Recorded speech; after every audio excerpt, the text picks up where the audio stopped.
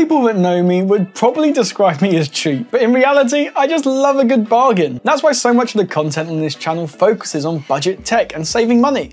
So what better time than in the middle of a cost of living crisis to help you guys at home save potentially hundreds of dollars or pounds on your next PC build without sacrificing on performance?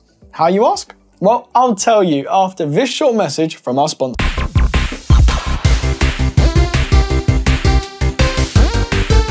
Okay, jokes aside, this video has no sponsors, but what it does have is plenty of tech tips.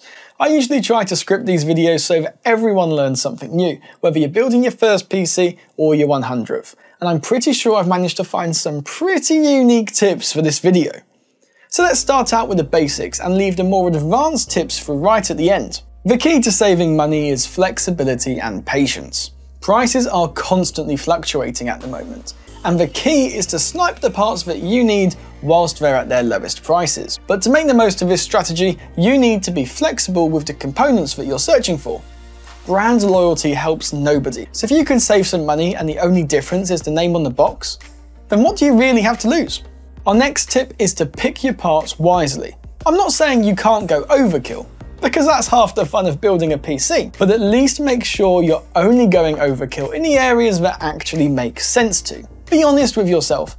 If you don't really need that top-of-the-line RTX 3090, then dropping down a tier or two could really help save a lot of money that you could put aside for the Steam summer sale, where I'm sure you'll definitely play all those games you've bought, right?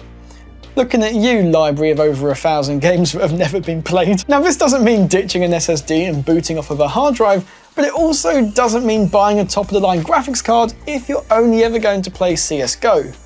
And if you're not too sure whether you're picking the right parts or not, then well, there are plenty of places you can ask for help, including the RMDTECH Discord server, with the link down in the description below. But picking the fastest parts is only half the battle. They also need to be compatible with one another. So how do you go about checking this? Well, one tool that's available is PC Part Picker. It will alert you if your parts list has incompatibilities, but the important part for us is that it will also check all the main PC part retailers in your country to find the best prices available. Let's take a look at an example. One of the most popular CPUs out there at the moment is the Ryzen 5 5600X, and many people would buy it from Amazon because they've already got Prime and that just makes it quick and easy. But according to PC Part Picker, we can get it from scan.co.uk and save almost £20, and that still includes next day delivery. More on PC Part Picker later though, because it turns out that PC Part Picker can't quite see all the deals that are actually available to you. So if you're only ever using PC Part Picker, you're actually missing out on some savings. So with your existing parts list trimmed around the edges and the brand loyalty dropped, where do you go from there? Well, one tip that barely ever gets mentioned is size. And yes, guys at home, it turns out that size does matter, but maybe not in the way that you think, because in this case, bigger definitely does not mean better. Most people will straight away default to an ATX motherboard, because, well, it's the go-to industry standard, and it makes perfect sense. But here's the thing, ATX has a slightly smaller and slightly overlooked little brother, called MATX, a popular but cheaper alternative to ATX. Sure, you lose a few expansion slots, but let's look at the facts. You weren't going to use those anyway, considering most modern graphics cards would cover them up, rendering them completely useless. Now, you might be inclined to think, okay then, well, ITX is even smaller than MATX, so if I switch to that, I can keep the same performance, but save even more money.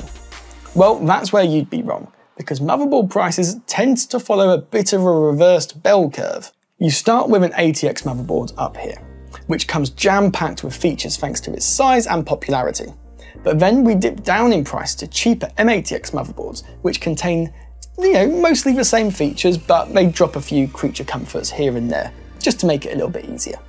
Then you have ITX, where prices shoot back up, because cramming all those components into such a tiny board requires some serious engineering work. Just to prove this point, let's go on PC Part Picker and sort by price.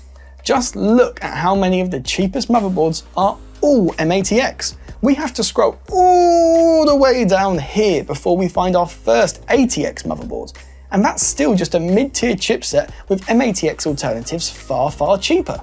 Speaking of cheaper, perhaps the most obvious way to save money is buying parts used. But if you've got the time and patience, eBay is never the cheapest option.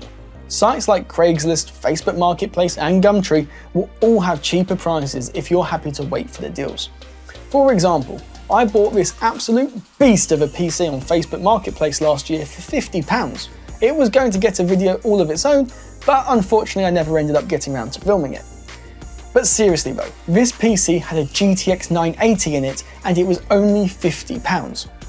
Granted, I will admit it was sold to me as faulty, but the only thing that was broken was the motherboard. The rest of it worked like a dream. All of that, however, assumes that you're happy to buy your parts used, and some people aren't. And there's some parts that definitely shouldn't be bought used. Like power supplies, for instance. You should probably buy them brand new instead, because is saving 10 quid really worth the chance of blowing up the rest of your parts? Probably not, right? Well, what if I told you that you could potentially get the same brand new parts, but for used prices? See, now I've got your attention, right? Well, to be honest, that is a little bit of an exaggeration and a bit of a cheeky lie, but it can and does happen. Occasionally. Hot UK Deals and TOPCASHBACK are the ultimate tools in the toolbox of us penny pinchers. If you've never heard of Hot UK Deals before, it's a community-driven sales platform.